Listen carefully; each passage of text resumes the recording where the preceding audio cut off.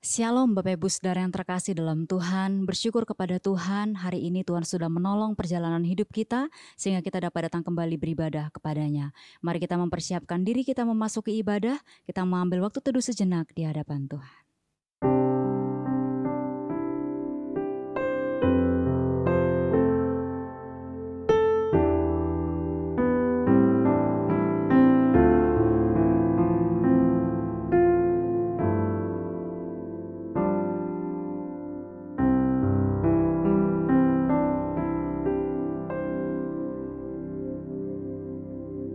Saat teduh selesai, mari kita berdiri bersama-sama, kita menyanyikan pujian dan hormat bagi Bapa Sorga. Hormat bagi Bapa Sorga.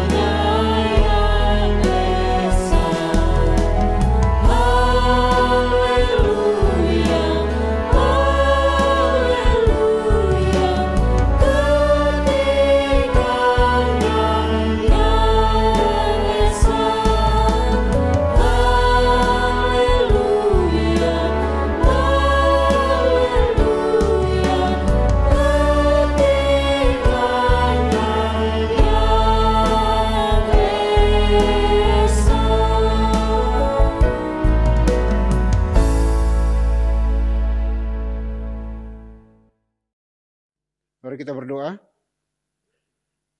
Pertolongan kita di dalam ibadah ini, biarlah jadi di dalam nama Bapa, di dalam nama Putra, dan di dalam nama Roh Kudus. Haleluya. Amin. Tuhan kita adalah Tuhan yang sungguh baik, Dia layak ditinggikan dan diagungkan selama-lamanya.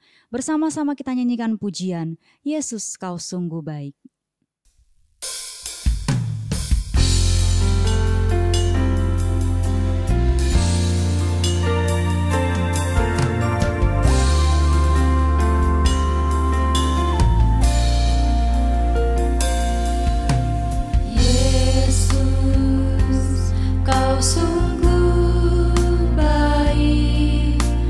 Yesus, namamu indah.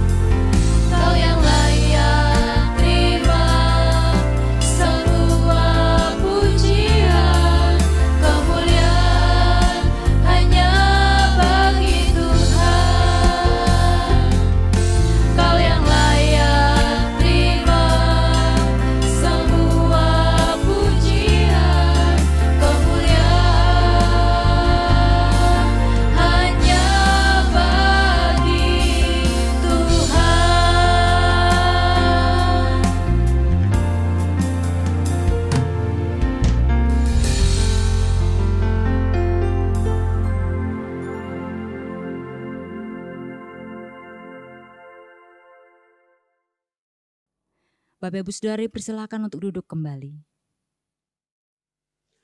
Baik Bapak Ibu, sebelum jauh melangkah di dalam mengikuti ibadah ini, mari kita datang kepada Tuhan dengan rasa sesal dan juga dengan rasa malu dan dengan segala kerendahan hati kita. Mari kita mengakui akan dosa-dosa kita di hadapan Tuhan yang Maha Tahu. Mari kita berdoa. Bapa di surga, Bapa yang kami kenal, kami sembah di dalam nama Tuhan kami Yesus Kristus. Terima kasih untuk kesempatan hari ini. Kami masih diberikan napas hidup dan kami masih hidup di dalam dunia yang fana ini. Semua karena anugerah dan kasih-Mu ya Bapa. Terima kasih Tuhan. Sebelum kami lebih jauh melangkah dalam menyembah, memuji, memuliakan nama hari ini, kami bersyukur Tuhan beri kami kesempatan untuk mengakui akan setiap dosa, kebobrokan, kenajisan, pemberontakan kami, ketidaksetiaan kami yang kami lakukan di hadapan-Mu ya Tuhan. Olehnya kami mohon ya Bapa, kasihani kami. Ampunilah kami, anak-anak-Mu yang hari ini dengan sungguh-sungguh datang sujud di hadapan-Mu untuk mengakui akan semua dosa, kesalahan yang kami telah lakukan. Baik sengaja maupun tidak sengaja terhadap orang tua kami, anak-anak kami, suami istri, pimpinan bawahan kami, rekan-rekan sekerja sepelayanan kami, yang telah kami sakiti mereka, melalui tatapan mata kami sekalipun. Bahkan melalui perbuatan tindakan nyata kami. Kami mohon ampuni kami, kasihani kami Bapa. Karena kami yakin dan percaya hanya Engkau sajalah yang mampu dan mau untuk menyucikan, menguduskan, mengampuni setiap kesalahan dan dosa yang kami akui secara jujur dan tulus di hadapan-Mu ya Tuhan. Dan kami berdoa hari ini ya Bapa, menyerahkan seluruh hidup kami ke dalam tangan kasih-Mu. Mohon belas kasihan pengampunan atas kami semuanya Tuhan. Karena kami bisa berdosa dengan sejuta cara. Tetapi hanya ada satu cara untuk memperoleh pengampunan dosa. Yaitu pengakuan yang jujur yang lahir dari hati kami masing-masing. Pada hari ini ya Bapa. Terima kasih Bapa, terima kasih Tuhan. Kami boleh saja membohongi semua orang. Boleh saja menipu semua orang. Tetapi kami tidak bisa menipu Tuhan. Karena Tuhan omnipresent, omniscience dalam hidup kami. Oleh itu kami berdoa pada hari ini. Tolong kami, kasihani kami, ampuni kami. Supaya kami tidak larut dan hanyut dalam intimidasi iblis. Bahwa kami adalah orang-orang binasa. Karena kami percaya dan beriman kepada Tuhan kami Yesus Kristus. Yang telah mati di atas kayu salib ribuan tahun yang silam. Darahnya cukup dan mampu untuk menghapus, menguduskan, membersihkan setiap dosa dan kesalahan yang kami akui di hadapan-Mu ya Tuhan. Terima kasih Bapa, terima kasih Tuhan. Ini doa pengakuan dosa kami. Yang kami panjatkan hanya dalam Kristus Yesus. Tuhan dan Juru Selamat kami satu-satunya. Kami berdoa dan memohon ampun. Haleluya. Amin. Baik Bapak Ibu Saudara dikasihi Tuhan, kita akan masuk dalam berita pengampunan dosa. Sebagaimana firman Tuhan mengatakan, jika kita mengaku dosa kita, maka Ia adalah setia dan adil, sehingga Ia akan mengampuni segala dosa kita dan menyucikan kita dari segala kejahatan. Selaku pelayan Tuhan Yesus Kristus, saya memberitahukan bahwa Tuhan telah mengampuni setiap kita yang mengaku dosa-dosanya di hadapan Tuhan dalam nama Bapa, Putra, dan Roh Kudus. Amin. Bapak dan Ibu saya undang untuk berdiri. Bersama dengan gereja-gereja segalapat dan sepanjang zaman, mari menyatakan komitmen iman dengan hati, lidah dan bibir kita dengan mengikrarkan pengakuan iman rasuli. Aku percaya kepada Tuhan, Bapa yang Maha Kuasa, Khalik langit dan bumi, dan kepada Yesus Kristus anaknya yang tunggal Tuhan kita, yang dikandung dari Roh Kudus, lahir dari anak darah Maria, yang menderita sengsara di bawah pemerintahan Pontius Pilatus, salibkan, mati dan dikuburkan, turun ke dalam kedarajan maut. Pada hari yang ketiga, bangkit pula dari antara orang mati. Naik ke sorga, duduk di sebelah kanan Tuhan, Bapa yang Maha Kuasa. Dan dari sana Ia akan datang untuk menghakimi orang yang hidup dan yang mati. Aku percaya kepada Roh Kudus, gereja yang kudus dan am, persekutuan orang kudus, pengampunan dosa, kebangkitan tubuh, dan hidup yang kekal. Amin. Bapak dan Ibu dipersilahkan duduk kembali. Tuhan Yesus adalah Tuhan yang sungguh ajaib, kasih-Nya tidak berubah, rahmat-Nya tetap selamanya. Bersama-sama kita nyanyikan pujian, Yesus ajaib, Tuhanku ajaib.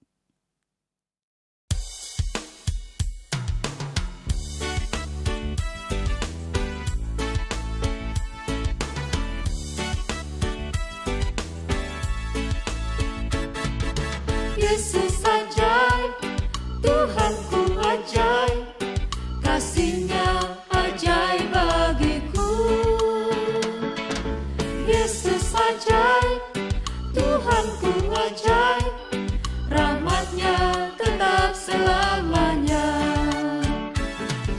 berubah kasih-Nya. Setiap hari bertambah indahnya, sampai bumi berlalu dan habislah ragaku. Yesusku ajaib bagiku.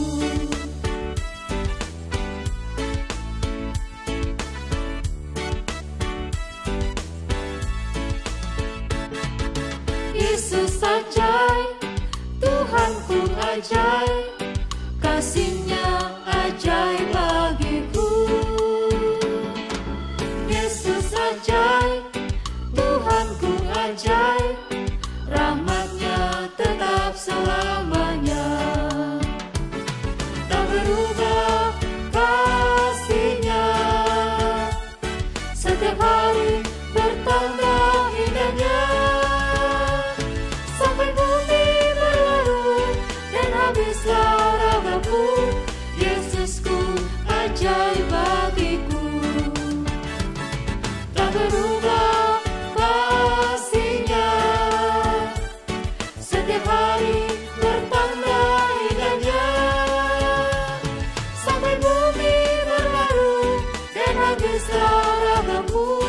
Yesusku ajaib bagiku. Yesusku ajaib bagiku. Yesusku ajaib bagiku.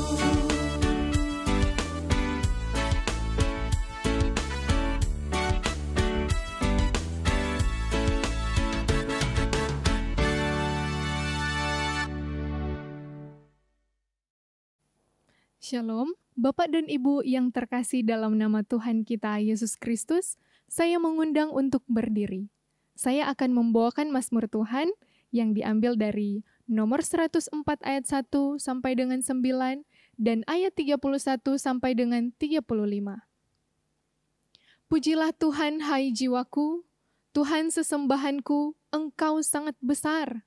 Engkau yang berpakaian keagungan dan semarak, yang berselimutkan terang seperti kain, yang membentangkan langit seperti tenda, yang mendirikan kamar-kamar lotengmu di air, yang menjadikan awan-awan sebagai kendaraanmu, yang bergerak di atas sayap angin, yang membuat angin sebagai suruhan-suruhanmu, dan api yang menyala sebagai pelayan-pelayanmu, yang telah mendasarkan bumi di atas tumpuannya, sehingga takkan goyang untuk seterusnya dan selamanya. Dengan samudra raya Engkau telah menyelubunginya. Air telah naik melampaui gunung-gunung. Terhadap hardikmu, air itu melarikan diri, lari kebingungan terhadap suara gunturmu. Naik gunung, turun lembah ke tempat yang Kau tetapkan bagi mereka. Batas Kau tentukan, takkan mereka lewati. Takkan kembali mereka menyelubungi bumi. Biarlah kemuliaan Tuhan tetap untuk selama-lamanya. Biarlah Tuhan bersukacita karena perbuatan-perbuatannya. Dia yang memandang bumi sehingga bergentar, yang menyentuh gunung-gunung sehingga berasap. Aku hendak menyanyi bagi Tuhan selama aku hidup. Aku hendak bermazmur bagi Tuhanku selagi aku ada. Biarlah renunganku manis kedengaran kepadanya. Aku hendak bersukacita karena Tuhan. Biarlah habis orang-orang berdosa dari bumi, dan biarlah orang-orang fasik tidak ada lagi. Pujilah Tuhan, hai jiwaku. Haleluya. Demikianlah Mazmur Tuhan. Haleluya. Amin. Bapak dan Ibu dipersilakan untuk duduk kembali. Tiba saatnya kita akan mendengarkan firman Tuhan. Bersama-sama kita mempersiapkan hati kita. Kita nyanyikan pujian, tenanglah kini hatiku.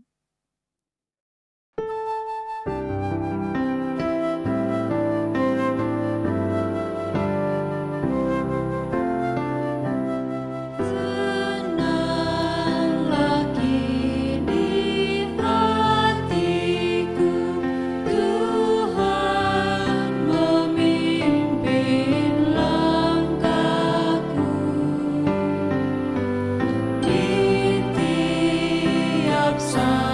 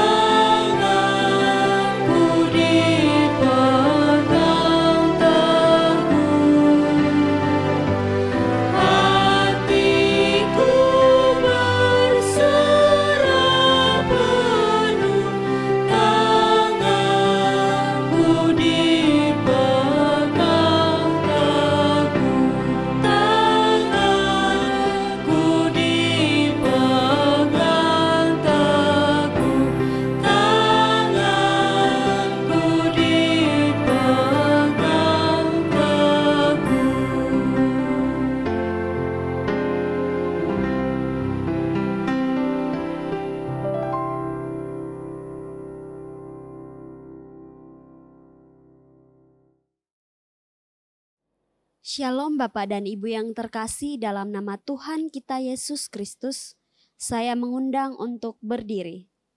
Saya akan membacakan firman Tuhan yang diambil dari Markus pasal 12 ayat 41 sampai dengan 44. Pada suatu kali Yesus duduk menghadapi peti persembahan dan memperhatikan bagaimana orang banyak memasukkan uang ke dalam peti itu. Banyak orang kaya memberi jumlah yang besar. Lalu datanglah seorang janda yang miskin dan ia memasukkan 2 peser, yaitu 1 duit. Maka dipanggilnya murid-muridnya dan berkata kepada mereka, "Aku berkata kepadamu, sesungguhnya janda miskin ini memberi lebih banyak daripada semua orang yang memasukkan uang ke dalam peti persembahan.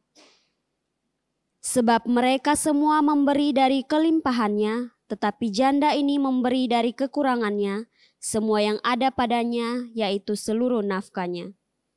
Demikianlah firman Tuhan. Haleluya. Amin. Bapak dan Ibu dipersilahkan untuk duduk kembali.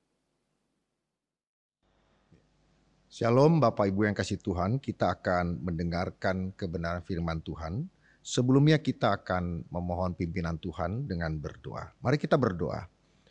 Kiranya rahmat anugerah Tuhan yang melampaui segala akal dan pikiran manusia, itu yang menenteramkan hati kami, pikiran kami, bahkan kiranya anugerah Tuhan yang luar biasa juga memberikan kami pengertian, agar kami dapat mengerti firman Tuhan, bahkan dapat juga melakukannya dalam kehidupan kami sehari-hari. Berfirmanlah ya Tuhan, karena kami sudah siap untuk mendengar, dan kiranya rahmat-Mu menyertai sampai selesainya pemberitaan firman, bahkan seluruh rangkaian ibadah yang kami jalankan. Dalam nama Tuhan Yesus kami berdoa. Amin. Shalom Bapak Ibu yang kasih Tuhan, kita hari ini akan bicara satu topik yang menarik, yaitu orang yang dipuji Tuhan. Saya ulangi, topiknya adalah orang yang dipuji Tuhan, dengan perikop dari Markus 12 ayat 41 sampai 44. Bapak Ibu yang kasih Tuhan, kalau kita berbicara tentang topik ini, sebenarnya cerita ini adalah tentang memberi, tentang konsep memberi di dalam kekristenan yang diajarkan oleh Tuhan Yesus melalui sebuah peristiwa di mana Tuhan Yesus melihat satu rangkaian kegiatan memberi dalam sebuah tempat ibadah, dan kemudian dia memberikan sebuah pelajaran dari seorang janda miskin yang mau memberikan sebegitu besar dari apa yang dia punya. Memang kita kalau bicara tentang memberi, ada beberapa hal yang salah dimengerti oleh anggota gereja ketika kita bicara tentang memberi atau pemberian. Paling tidak ada beberapa hal yang mau kita tangkap dulu sebelum kita masuk ke dalam isi daripada cerita kita hari ini. Bahwa kadang-kadang orang kalau seorang pengkhotbah ingin bicara tentang memberi, ada beberapa respon anggota gereja. Mereka mengatakan, hati-hati ya Pak Pastor, hati-hati ya untuk bicara tentang memberi atau pemberian. Karena memberi atau pemberian itu sensitif. Karena nanti orang banyak berpikir sebenarnya itu maunya Pak Pastor gitu. Atau maunya pelayan Tuhan. Maunya pelayan Tuhan supaya pemberian itu banyak, kemudian dia mendapatkan dari semua itu. Nah, itu ada pandangan yang salah ketika kita bicara tentang pemberian, itu yang pertama. Kemudian juga ada pandangan tentang memberi yang salah juga. Mungkin ada pengaruh dari pengajaran-pengajaran yang kurang sehat, yang mengatakan bahwa kalau kamu memberi, Tuhan pasti membalas. Gitu. Jadi ada yang membalas 10 kali lipat, 20 kali lipat, 30 kali lipat, atau berapa puluh kali lipat. Jadi kalau kita memberi, pasti Tuhan balas. Nah, konotasi membalasnya ini adalah tentu bersifat materialis. Kalau kita kasih 10.000, maka Tuhan paling tidak harus membayar kepada kita 100.000. Sehingga ada konsep tentang memberi itu bersifat pelipat gandaan. Kalau saya memberi pasti dilipat gandakan sama Tuhan.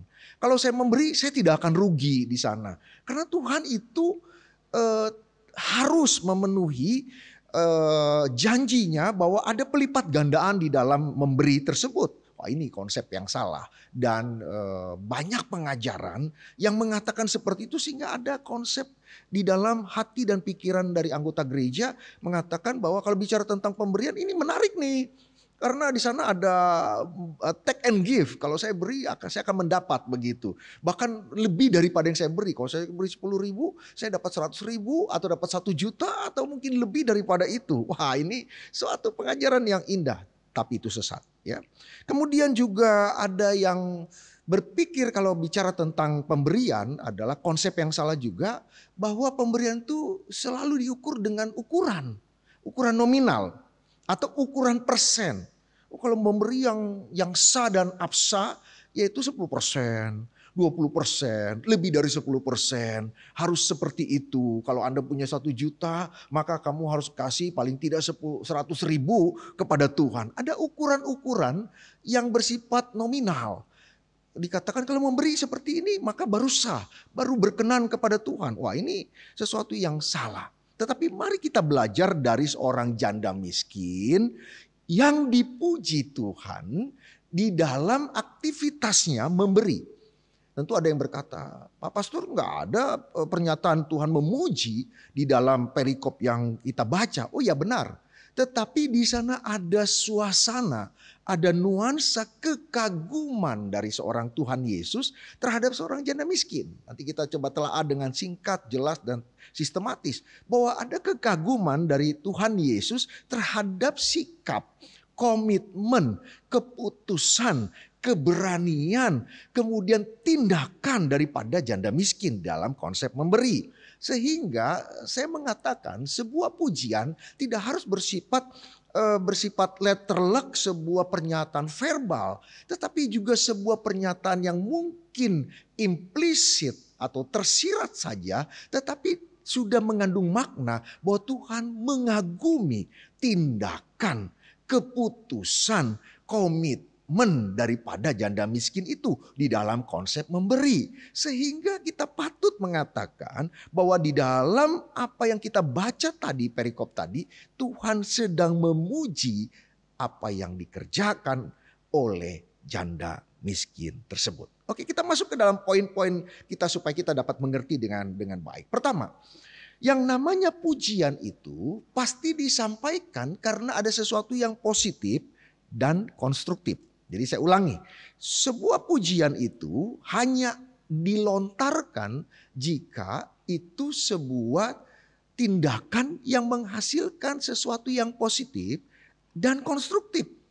Jadi kalau misalnya kehadiran kita, perbuatan kita membuat suasana yang tadinya misalnya sudah mulai ribut, sudah mulai kacau, kemudian kita datang dengan tindakan-tindakan, dengan perkataan-perkataan, dengan gestur yang begitu baik sehingga suasana menjadi cair kembali, kemudian semua terjadi rekonsiliasi, tidak terjadi konflik yang membesar, bahkan menjadi membaik. Maka orang berkata, wah, terima kasih ya. Wah, karena kamu datang ke sini sehingga suasana tidak menjadi rusak, tidak terjadi sakit menyakiti, tidak terjadi konflik karena kamu datang ke sini. Perbuatanmu, kehadiranmu, dan semua yang kamu lakukan positif dan konstruktif atau membangun. Sehingga orang-orang di sekitarnya akan memuji.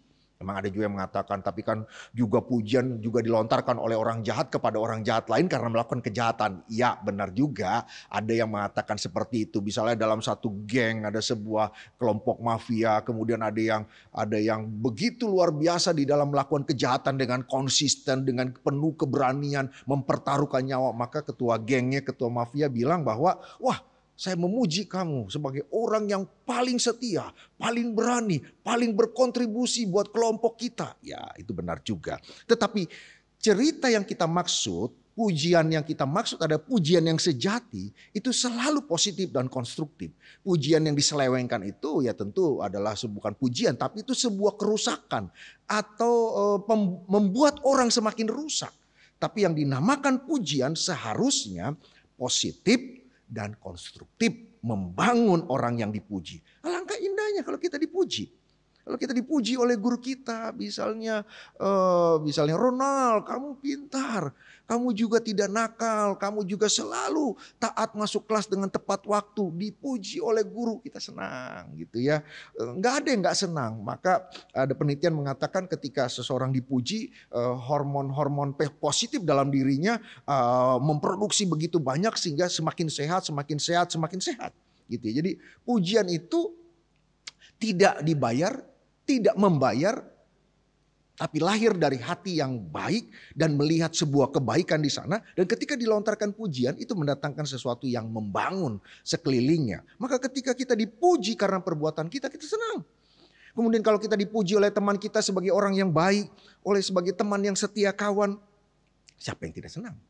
Apalagi kalau kita dipuji oleh pacar kita, orang yang kita kasihi, sebagai orang yang selalu mengerti kesulitan pacar kita, atau istri kita, atau suami kita. Dan dipuji oleh anak-anak kita sebagai papa, sebagai mama, yang selalu hadir di dalam setiap kesulitan, di dalam setiap pergumulan, di dalam setiap tantangan yang dihadapi oleh anak-anaknya. Maka anak-anaknya berkata, mami, mama, papi, papa, kami bangga punya orang tua seperti kalian. Maka kita senang. Siapa yang tidak senang? Pujian itu selalu mendatangkan hal yang positif dan lahir dari perbuatan yang positif tentunya. Kalau kita dipuji oleh orang tua, kita sangat senang. Apalagi harusnya dipuji oleh Tuhan. Tapi memang suatu hal yang unik, sesuatu yang agak terasa aneh. Kenapa anak-anak Tuhan tidak begitu exciting, tidak begitu bergairah untuk mendapatkan pujian dari Tuhan?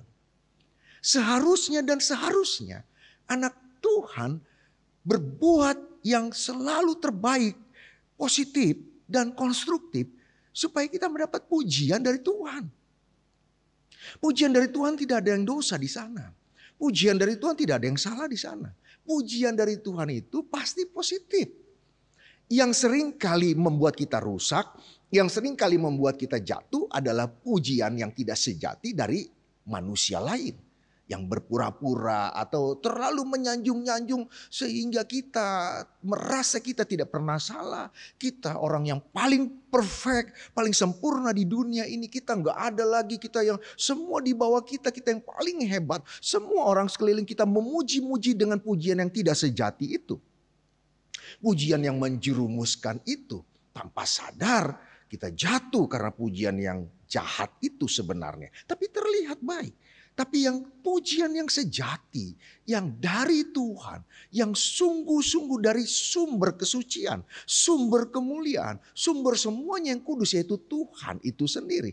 Kita seringkali tidak exciting, tidak bergairah untuk mendapatkan pujian dari Tuhan. Ini perlu kita koreksi dari diri kita. Kenapa kita tidak exciting, kita tidak bekerja luar biasa, mengerjakan yang terbaik di hadapan Tuhan. Supaya Tuhan bukan hanya berkenan kepada kita, tapi Dia merasa kagum akan semua yang kita kerjakan di dalam kehidupan ini. Bayangkan, kalau kita di tengah lingkungan yang begitu jahat, lingkungan yang semuanya senang dengan korupsi. Di kantor yang senang dengan korupsi. Semua korupsi, semua korupsi, semua korupsi. Tetapi kita anak Tuhan sungguh-sungguh tetap komitmen tidak korupsi. Hidup suci, hidup kudus. Tidak tergoyahkan, tidak terganggu. Dan kita tetap berdiri dengan penuh kasih kepada semua orang. Termasuk kepada koruptor-koruptor itu. Kita tetap menyatakan kebaikan, menyatakan kebenaran, menyatakan semua yang suci dan kudus menurut Tuhan. Bukankah itu mendatangkan pujian dari Tuhan? Bayangkan kalau kita juga di lingkungan semuanya yang penuh dengan segala dosa-dosa. Saya pernah tinggal lahir besar di daerah Jakarta Utara. Di lingkungan kami, dekat rumah kami itu ada dulu tempat prostitusi terbesar di Asia atau Asia Tenggara khususnya. Yang disebut dengan Keramat Tunggal. Tidak jauh dari rumah kami. Saya lahir besar di sana. Dan terlihat sekali di sepanjang jalan itu. Kalau nanti sudah mulai jam 3, jam 4 itu semua orang yang hidup di dalam prostitusi berkumpul seperti pasar, ribuan orang. Nah, tapi pertanyaan saya, kalau anak Tuhan mampu hidup benar, hidup kudus di tengah lingkungan yang jahat itu baru mendatangkan pujian dari Tuhan. Nah, masuk ke poin kedua. Jadi poin yang pertama, bahwa pujian itu positif, konstruktif, apalagi dari Tuhan. Yang kedua, pujian dari Tuhan Yesus kepada perempuan janda miskin itu adalah sesuatu yang luar biasa. Sesuatu yang luar biasa bagaimana? Begini. Pertama, di sana ada situasi di mana ada orang-orang kaya yang memberi dengan banyak. Mereka memberi dengan banyak, gitu ya. Sedangkan diversuskan sepertinya, walaupun dalam konteks yang positif, tidak ada di sono adu mengadu, gitu ya. Ada di Tuhan membandingkan, mengkomparatif. Ada seorang janda miskin yang hanya memberikan 2 peser, gitu. 2 peser dibandingkan dengan orang kaya yang mampu memberikan banyak. Ada 2 hal yang dikontraskan di sana. Ada 2 hal yang luar biasa berbeda di sana. Yang satu orang kaya, yang satu orang miskin. Yang satu memberi banyak, yang satu memberi sangat-sangat sedikit. Nah, apa yang terjadi di sana? Tuhan Yesus memberikan pengajaran singkat kepada mereka. Pertama, bahwa orang kaya itu memberi dari kelebihannya. Nah, ini kita tangkap dulu ya. Sedangkan janda miskin itu memberi dari kekurangannya. Kita simak dengan baik. Pak, ini Bapak mengulang perikop tadi? Tidak. Yang dimaksud Tuhan Yesus, kalaupun si orang kaya memberi, uang pokoknya dia tidak terganggu. Uang pokoknya nih. Uang yang lebihnya, kelimpahannya hanya berkurang sedikit dan akan nanti tergantikan melalui perputaran uangnya. Oke, tangkap cerita saya. Jadi yang dimaksud oleh Tuhan Yesus, orang-orang kaya ini memberi, tidak ada kesulitan di sana. Baik dalam hati mereka maupun pikiran mereka setelah memberi apa yang akan mereka kerjakan dengan kehidupan mereka. Mereka tidak pusing. Karena kelimpahannya, taruh kelimpahannya 100%, uang pokoknya 100%. Dari kelimpahannya ini aja yang diambil misalnya 10%. Untuk Tuhan, bukan dari pokoknya. Misalnya, saya punya uang 1 miliar, saya punya bunga uang 100 juta. Misalnya ini contoh, ini walaupun nggak ini ya. Nah, saya memberi dari kelebihan yang 100 juta ini, bukan dari uang pokok saya, dari kelimpahannya itu. Lebihnya itu yang saya beri. Sehingga ketika saya memberi misalnya 1 juta, 2 juta terasa besar. Itu tidak mempengaruhi harta kekayaan saya. Karena akan segera tertutupi kembali melalui perputaran uang pokok dan sisa dari kelimpahan tadi. Tidak ada masalah. Dia pergi setelah memberikan itu dengan tenang. Kenapa? Karena perjalanan hidup dia setelah memberi, dia tenang. Saya masih banyak uang, saya masih bisa beli ini, saya masih bisa beli ini. Saudara yang kasih Tuhan, 90% masalah dalam hidup manusia menurut ilmu sosiologi itu dari persoalan semuanya uang itu berkaitan dengan kebutuhan-kebutuhan manusiawi. Sehingga banyak sekali keluarga-keluarga yang mengalami kegoncangan ketika keuangan keluarganya terganggu. Tapi kalau keluarga itu biasanya punya keuangan baik, maka tidak terganggu. Nah, ini yang mau diceritakan sama Tuhan Yesus. Sedangkan kita bandingkan komparatif lagi dengan yang namanya janda miskin tadi. Dia memberi 2 peser. 2 peser itu adalah mata uang koin dari zaman Alexander Janus. Nah, nilainya 1 koin itu, 1 peser itu 1.625 rupiah. Kira-kira bisa lebih bisa kurang. Jadi kalau 2 peser cuma 3.250 rupiah. Nah ini kita harus tangkap itu dengan baik. Jadi 3.250 rupiah dibandingkan dengan uang yang mungkin ratusan ribu atau jutaan kalah secara nominal. Tetapi nilai pengorbanan yang mau diangkat oleh Tuhan Yesus itu yang penting. Kalau dikatakan 2 peser itu keseluruhan kepunyaan, nafkah dan hidup dari janda miskin itu. Ketika dia berikan itu semua 100%. Sedangkan yang diberikan oleh orang-orang kaya yang diceritakan di dalam kitab Markus tadi Hanya sekian persen dari kelimpahan. Bukan uang pokoknya, bukan seluruh kelimpahan yang ada itu. Kalau mereka berani, misalnya saya tadi katakan saya punya uang 1 miliar, kemudian saya punya uang kemewahan, kelebihan, kelimpahan itu 100 juta. Maka ketika saya berani memberikan 1 miliar 100 juta kepada Tuhan, itu baru nilainya sama dengan 2 peser dari seluruh nafkah janda miskin tadi. Luar biasa. Jadi kalau ditanya sama saya, Pak berapa persen beri sama Tuhan? Saya bilang beri yang terbaik sesuai kata Paulus. Beri yang terbaik. Tidak ada 10%, 20%, 30%, 40%. Tidak ada itu. Kita berikan yang terbaik. Yang penting kata Paulus, kerelaan hati. Berikan itu. Mau 10% boleh, 20% boleh, bahkan mau beli 50% boleh, 60% juga boleh. Gitu. Yang terbaik yang bisa kau berikan karena engkau rela di sana. Tidak ada beban di sana. Jadi yang kita mau belajar poin pertama adalah nilai pengorbanan dari wanita janda miskin tadi.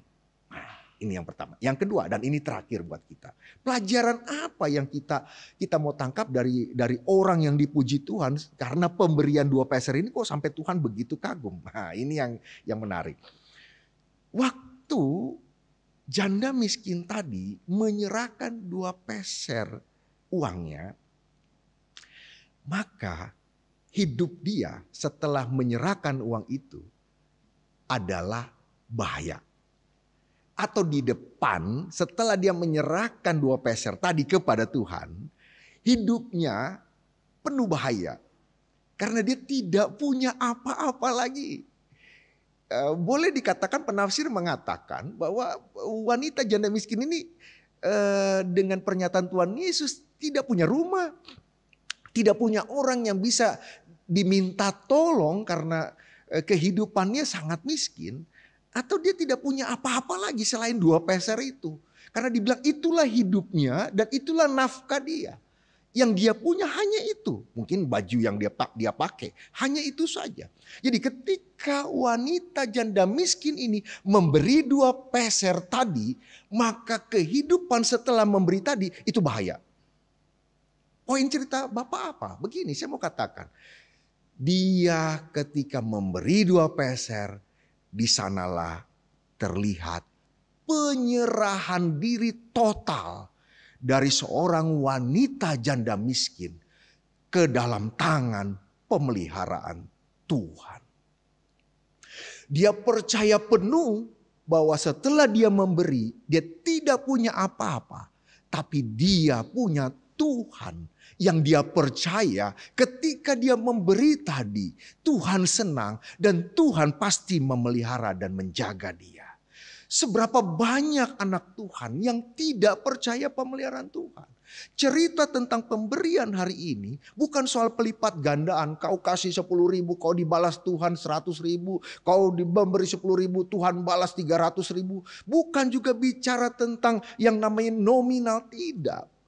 Hakikat esensial dari cerita pemberian pada hari ini. Sehingga Tuhan memuji janda miskin ini adalah dia sungguh-sungguh berserah total kepada pemeliharaan Tuhan. Dia sangat percaya kepada providensianya Tuhan. Tuhan ditinggikan, benar-benar menjadi pribadi yang dia yakini akan menjaga dia, memelihara dia, melindungi dia, mencukupkan dia dalam semua langkah hidupnya. Walaupun dia tahu apakah dia orang bodoh, apakah dia orang tidak agak goyang otaknya sehingga dia menyerahkan begitu saja, tidak. Tidak ada catatan satupun yang menerangkan bahwa wanita janda miskin ini orang yang goyang otaknya atau terganggu mentalnya. Tidak ada. Dia sadar dan dia memberikan itu. Sehingga Tuhan Yesus begitu kagum akan apa yang dilakukan oleh wanita janda miskin. Dia tidak terkagum dengan perbuatan orang-orang kaya tersebut. Ada cerita-cerita lucu yang mengatakan perdebatan antara uang 100.000 dengan uang 5.000. Uang 100.000 bilang, aku ini dipegang sama orang-orang kaya, mau bisnis, mau apa. Aku selalu ada di gedung yang besar, dimanapun. Aku ada, kata uang 100.000 sama uang 5.000. Lu siapa? Uang 5.000. Hanya goceng. Nggak ada nilainya. Saya selalu di gedung-gedung besar, di dompet-dompet orang kaya yang mobilnya begitu bagus, di tempat pejabat-pejabat. Saya selalu ada, kata uang 100.000. Kata uang goceng 5.000. Dia bilang sama 100.000. Kamu boleh sombong di gedung-gedung, di dompet orang kaya, di dompet pejabat. Tetapi saya lebih sering masuk gereja dan kantong persembahan. Bapak Ibu yang kasih Tuhan, ini cerita yang sindiran yang baik buat kita. Betapa kita seringkali memberi yang terkecil kepada Tuhan dan tidak memberi yang terbaik kepada Tuhan. Bukankah semua berkat itu dari Tuhan? Tetapi kita pegang itu sebagai milik kita dan tidak boleh ada yang lebih banyak dari yang kupegang. Termasuk Tuhan pun tidak. Saya hanya kasih sedikit kepada Tuhan. Ingat baik-baik. Semua berkat itu dari Tuhan. Dan ketika engkau menyandarkan hidupmu kepada uang itu, maka engkau sudah tidak percaya lagi kepada pemeliharaan Tuhan. Malu dari cerita uang 100.000 dan uang 5.000 tadi. Betapa seringnya uang 5.000 masuk ke gereja dan masuk ke kotak persembahan gereja dibandingkan uang 100.000. Ada sebuah lagu persembahan itu saya kadang-kadang suka, ya bagus tapi kadang-kadang saya kurang terima juga gitu, lucu-lucu. Misalnya nyanyinya, persembahan kami sedikit sekali. Nah dia dari dia mau masuk gereja, dia udah taruh di hatinya persembahannya yang sedikit itu. Kenapa nggak di hatinya taruh persembahannya adalah yang terbesar yang bisa dia beri sama Tuhan. Kiranya Tuhan terimalah dengan senang hati. Dibujuk lagi gitu. Dibujuk lagi oleh kita. Tuhan ini cuma sedikit ya Tuhan. Walaupun dari segi saya ngerti waktu dibuat lagu itu adalah Tuhan kami gak punya bisa memberi yang banyak begitu ya. Cuman kadang-kadang disalahpahami oleh orang-orang yang tidak punya motivasi yang baik. Ya memang dia pengen beri yang sedikit. Dan kemudian dia membujuk Tuhan untuk menerima itu. Saya tidak mengatakan lagu itu salah. Saya tahu orang yang menulis itu tujuannya adalah Tuhan kami gak bisa beri banyak. Kami hanya bisa beri sedikit gitu. Cuman memang bisa jadi multi tafsir. Tapi hendaknya kita tidak seperti itu. Kita tidak punya niat yang jahat di dalam memberi kepada Tuhan. Tuhan yang beri semua. Semuanya. Bahkan nafas yang begitu tidak bisa kita beliin yang begitu mahal. Semua dari Tuhan. Kalau karena itu berikanlah yang terbaik kepada Tuhan. Serelamu dan yang seterbaik kemampuanmu. Jangan pelit kepada Tuhan. Jangan hitung-hitungan kepada Tuhan. Jangan berpikir take and give. Kalau saya kasih kamu, kamu kasih apa sama saya? Kalau saya kasih kamu, kamu kasih apa sama saya? Buang itu semua. Berikanlah itu untuk Tuhan karena Tuhan sudah memberi yang terbaik kepada dia. Poin utamanya sebagai penutup daripada khotbah hari ini. Ketika kita memberi yang terbaik kepada Tuhan. Pertama, kita ucap syukur atas semua berkat Tuhan. Kedua, kita tahu tidak bisa membalas semua kasih Tuhan dalam hidup kita. Sehingga persembahan kita itu hanya yang terbaik yang bisa kita berikan sama Tuhan. Yang ketiga, kita menyandarkan kembali pertolongan kita. Dan iman kita bahwa sumber berkat kehidupan kita. Termasuk nafas, kesehatan, materi, rezeki. Semuanya itu dari Tuhan. Dan kita kembalikan. Untuk apa? Di gereja bukan untuk seorang pastor ya bukan. Tetapi untuk mengembangkan pelayanan. Memberikan diakonia kepada orang-orang miskin. Supaya kita bisa menyatakan kasih Tuhan. Kepada banyak orang. Mari Bapak Ibu yang kasih Tuhan. Mulai sekarang berilah yang terbaik kepada Tuhan. Supaya apa? Supaya engkau dipuji oleh Tuhan.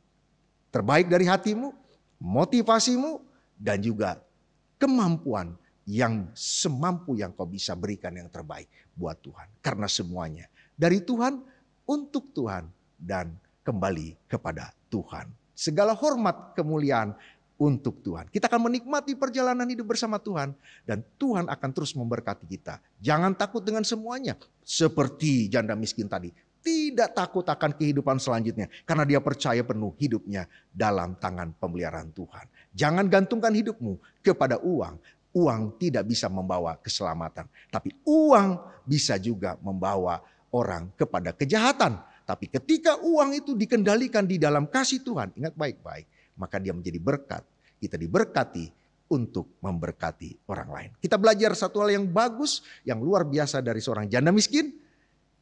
Gantungkanlah pemeliharaan hidupmu, imanmu di dalam hidupmu kepada Tuhan yang sanggup memberkati engkau dan memelihara engkau. Mari kita berdoa. Bapa di dalam surga, kami bersyukur atas semua berkat-Mu yang Kau berikan dalam hidup kami. Oleh karena itu Tuhan, ajari kami seperti seorang janda miskin ini, yang memberikan yang terbaik yang dia mampu berikan, dengan hati yang suci kepada Tuhan, hati yang bergantung kepada Tuhan, hati yang percaya penuh akan pemeliharaan Tuhan. Dia percaya penuh Tuhan pasti menjaga dia. Oleh karena itu Tuhan, ajari kami semua umat-Mu, dimanapun yang mendengarkan kebenaran firman pada hari ini. Kiranya Tuhan memberikan rahmat anugerah kepada kami semua, agar kami dapat memberikan yang terbaik dan mempercayakan hidup kami ke dalam tangan pemeliharaan Tuhan. Jauhkan kami dari semua motivasi yang jahat, berikanlah kami hati yang suci, kudus, dan selalu percaya akan pemeliharaan Engkau dalam hidup kami. Hanya di dalam satu nama, Tuhan kami Yesus Kristus, Tuhan dan Juru Selamat kami yang hidup, kami berdoa dan mengucapkan syukur buat segala berkat Tuhan. Amin. Baik Bapak Ibu sudah dikasih Tuhan, kita akan masuk dalam perjamuan kudus pada hari ini. Oleh sebab itu izinkan saya untuk membacakan penetapan dan juga makna perjamuan kudus bagi kita semuanya. Penetapan perjamuan kudus. Saudara-saudara anggota tubuh Kristus, setiap kali kita mengambil bagian dalam perjamuan kudus, hendaklah kita ketahui bahwa perjamuan kudus adalah perintah Tuhan sendiri, sebagaimana tertulis dalam 1 Korintus pasal 11 ayat 23 sampai dengan ayat 26. Demikian firman Tuhan. Sebab apa yang telah kuteruskan kepadamu, telah aku terima dari Tuhan, yaitu bahwa Tuhan Yesus pada malam waktu ia diserahkan, mengambil roti, dan sesudah itu ia mengucap syukur atasnya.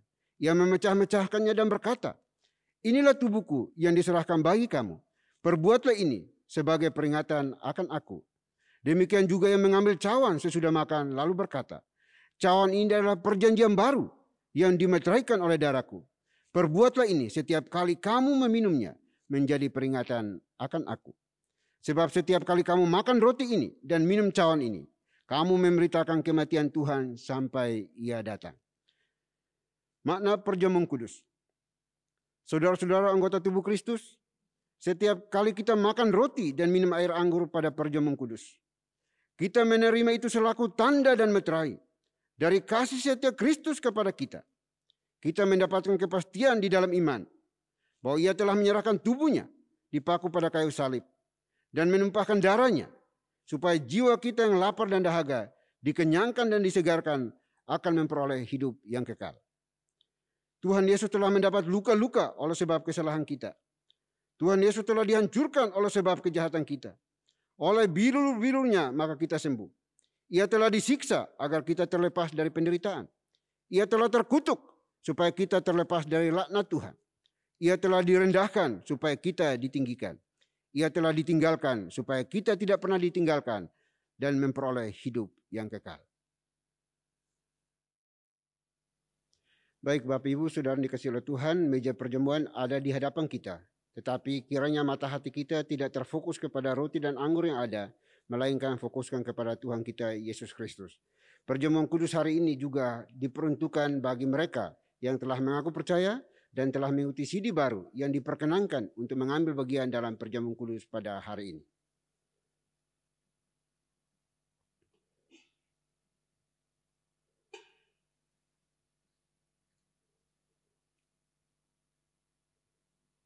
Yesus pada malam waktu ia diserahkan mengambil roti. Sesudah itu ia mengucap syukur atasnya.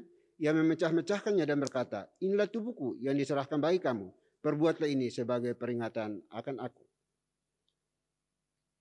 Demikian juga ia mengambil cawan sesudah makan lalu berkata, cawan ini adalah perjanjian baru yang dimeteraikan oleh darahku. Perbuatlah ini setiap kali kamu meminumnya menjadi peringatan akan aku.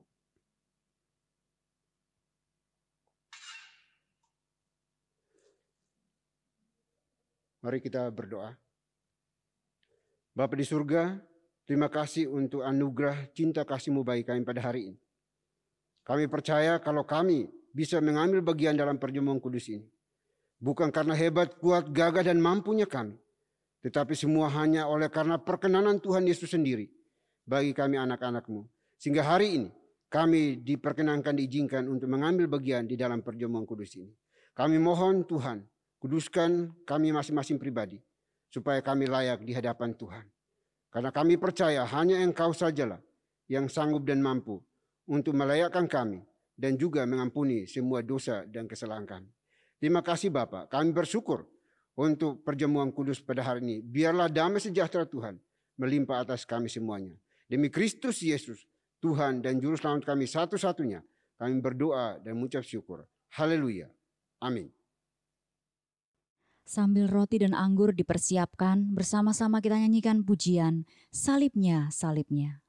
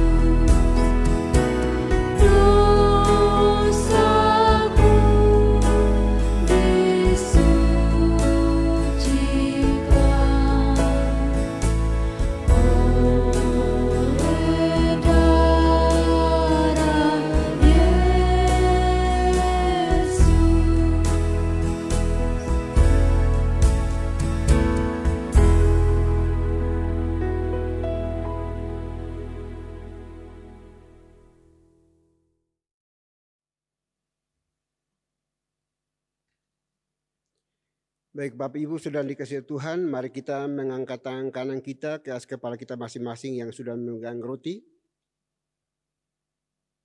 Roti yang dipecah-pecahkan ini adalah tanda persetujuan dengan tubuh Kristus. Oleh sebab itu saudara-saudara anggota tubuh Kristus, marilah kita makan sekarang sambil memperingati dan percaya bahwa tubuh Tuhan kita Yesus Kristus telah dipecah-pecahkannya menjadi pendamaian yang sempurna yang menebus segala dosa kita. Mari kita makan sekarang dalam nama Tuhan kita Yesus Kristus.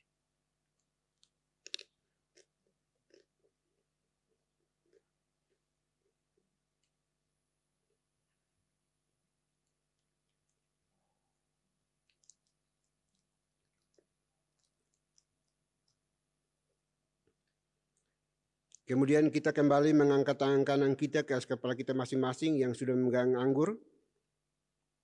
Cawan minum yang kita pakai untuk mengucap syukur ini adalah tanda persetujuan dengan darah Kristus. Oleh sebab itu, saudara-saudara anggota tubuh Kristus, marilah kita minum sekarang sambil memperingati dan percaya bahwa darah Tuhan kita Yesus Kristus telah dicurahkannya untuk menjadi pendamaian yang sempurna yang menebus segala dosa kita. Mari kita minum sekarang dalam nama Tuhan kita Yesus Kristus.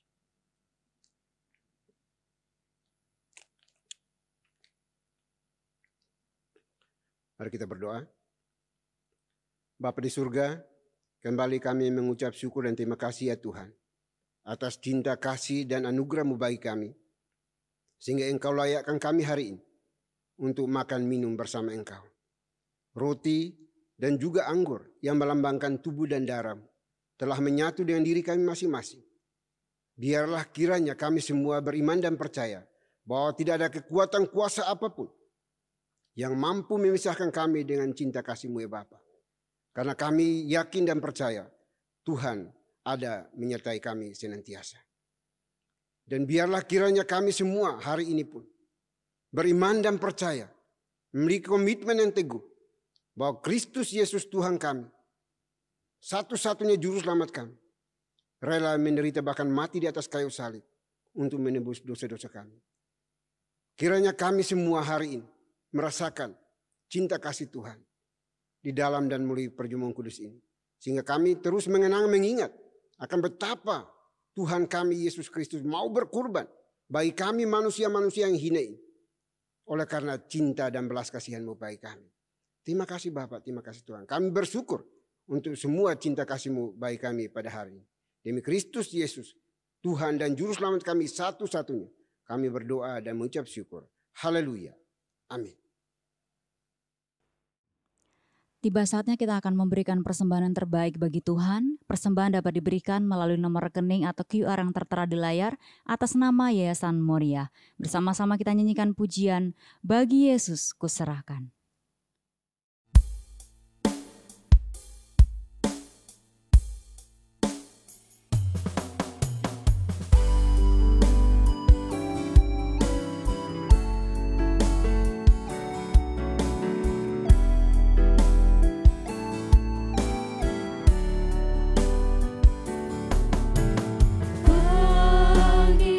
Yesus ku serahkan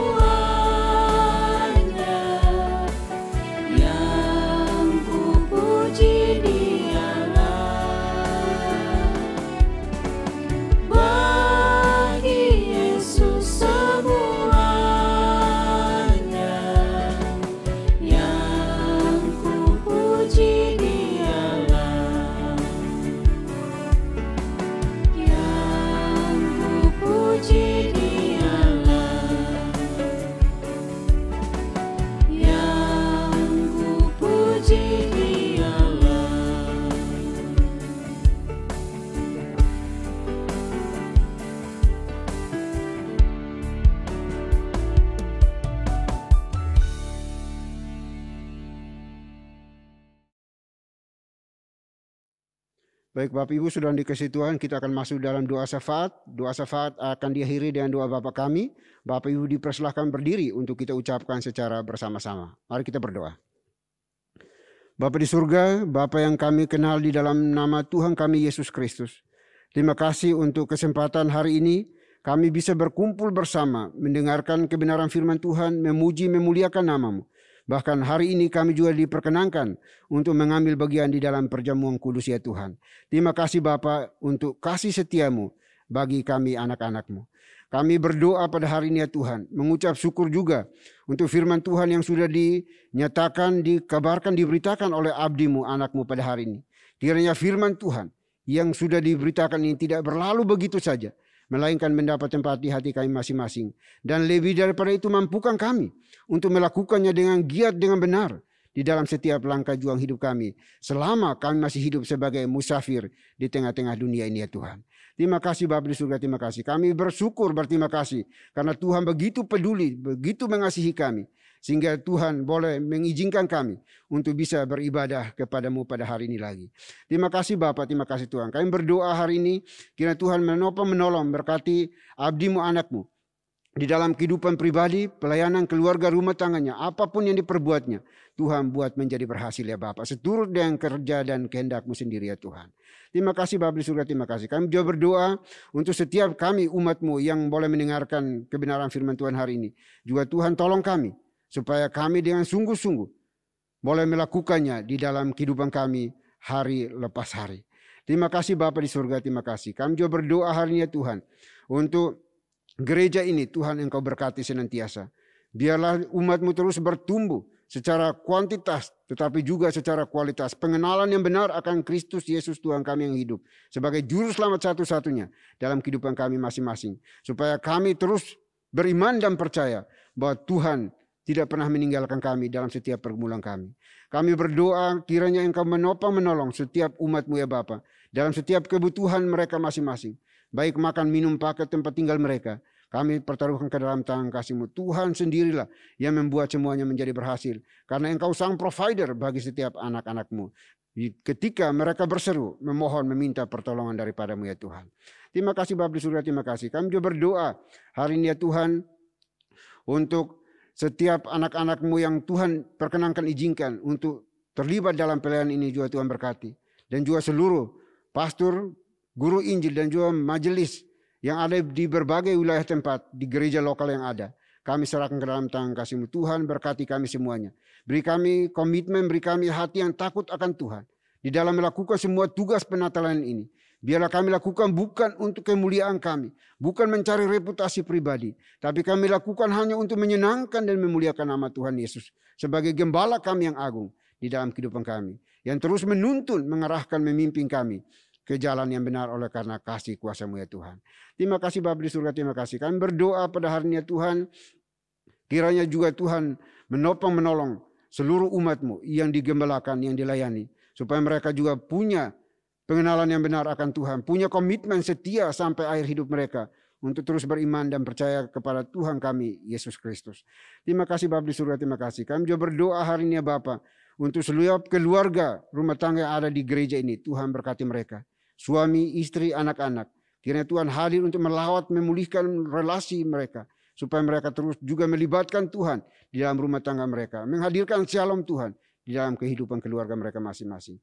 Berdoa juga bagi mereka yang sudah bekerja. Tuhan berkati pekerjaan mereka, usaha mereka, apapun yang mereka kerjakan, lakukan.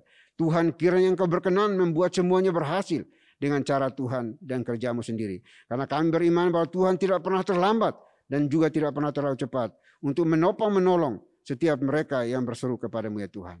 Terima kasih Bapak, terima kasih Tuhan. Kami juga berdoa untuk mereka yang belum memiliki pekerjaan. Tuhan kiranya Engkau buka jalan bagi mereka. Berikan pekerjaan sesuai dengan talenta karunia yang telah Tuhan anugerahkan bagi anak-anak-Mu.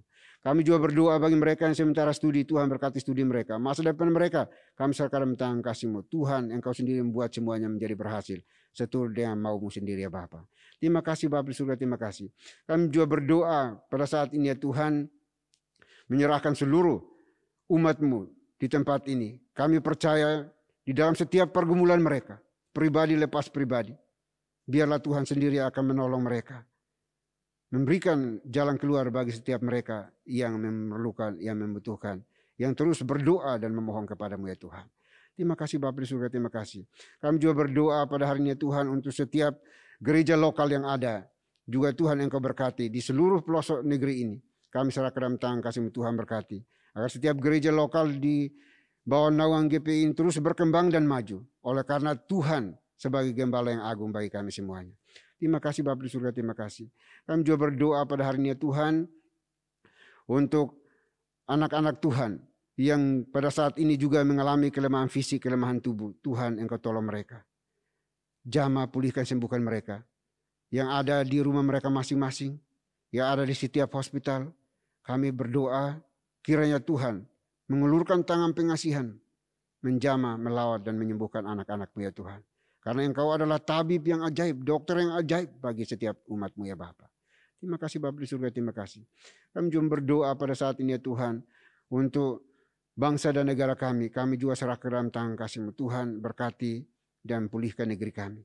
Bangsa yang penuh dengan kepelbagaian kemajemukan ini, kami pertaruhkan ke dalam tangan kasih-Mu. Tuhan Engkau lawat, Tuhan Engkau berkati. Berikan kesehatan di negeri kami, khusus untuk seluruh unsur pimpinan pemerintah kami, dari pusat sampai ke daerah-daerah. Beri hikmat kepada mereka agar dapat memimpin negeri ini di dalam takut akan Engkau ya Tuhan.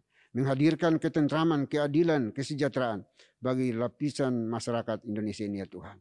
Terima kasih Bapa di surga, terima kasih. Kami juga berdoa akhirnya Engkau juga menopang, menolong bangsa kami dari setiap rancangan jahat, niat jahat yang datang dari luar negeri maupun dari dalam negeri. Orang-orang yang ingin merusak, menghancurkan negara kesatuan Republik ini, kami serahkan dalam tangan kasih-Mu Tuhan.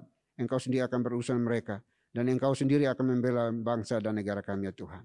Terima kasih Bapa di surga, terima kasih. Sekali kami berdoa, menyerahkan seluruh permohonan kami ke dalam tangan kasih-Mu pada hari ini.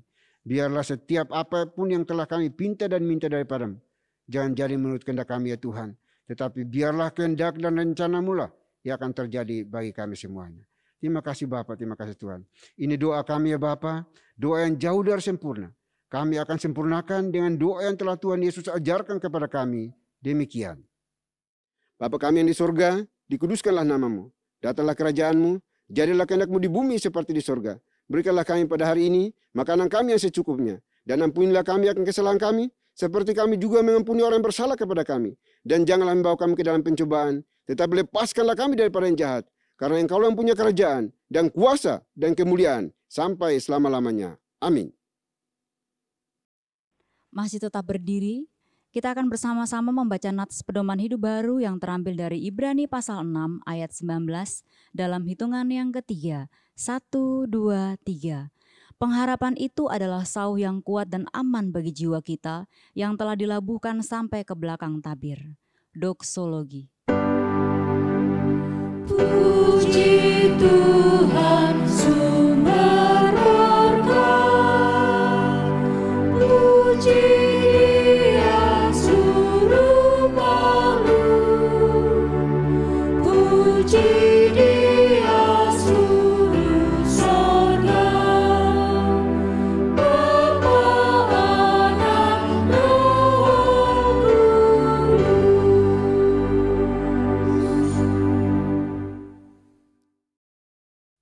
Baik Bapak Ibu Saudara dikasih Tuhan, kita akan mengakhiri seluruh rangkaian ibadah kita pada hari ini. Kita akan melanjutkan tugas pekerjaan penata layang kita masing-masing.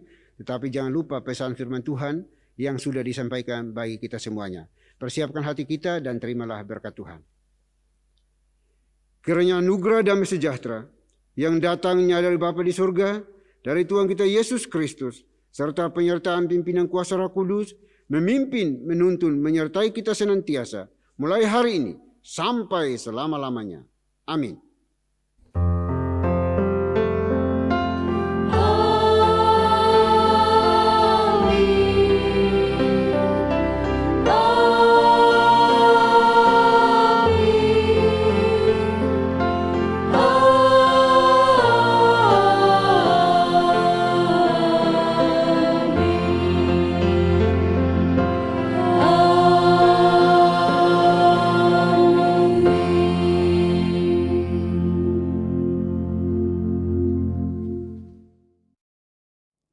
Bapak Ibu Saudara yang terkasih, ibadah pada hari ini telah selesai. Bapak Ibu dipersilakan untuk duduk kembali dan mengambil saat teduh.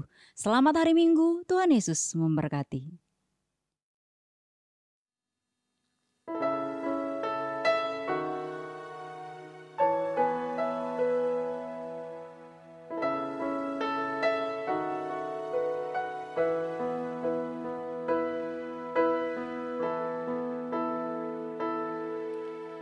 Hide me now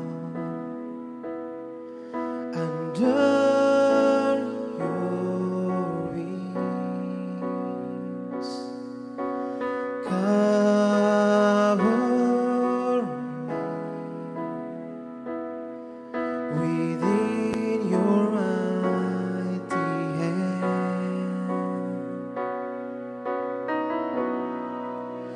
When the ocean rise and thunders roar, I will soar with you above the storm. Father, you are king over the flood. I will be still, know you are God.